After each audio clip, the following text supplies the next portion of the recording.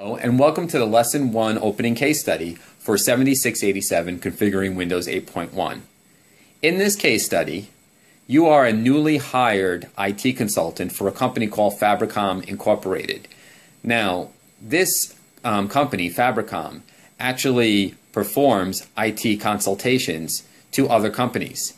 One of the companies that you're going to be dealing with throughout this case study is Wingtip Toys. Now, Wingtip Toys wants to upgrade to Windows 8.1. You're a newly hired consultant, so you're going to be going into Wingtip Toys, and you need to do an evaluation of Wingtip Toys' current technical infrastructure.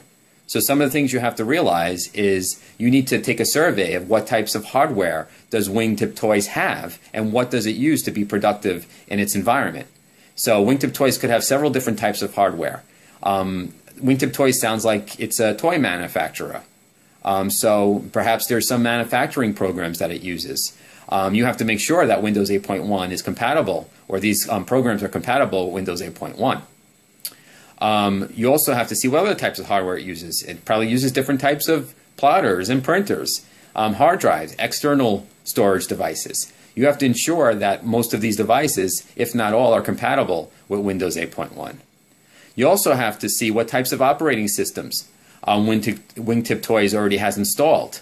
Wingtip Toys could have standalone computers, it could have network computers. What operating system is running its computers?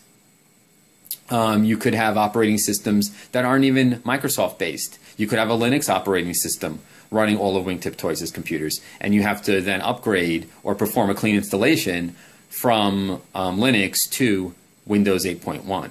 So those are some things you really have to take into account. Now, when you're moving to Windows 8.1, there are several additions you can choose to move to.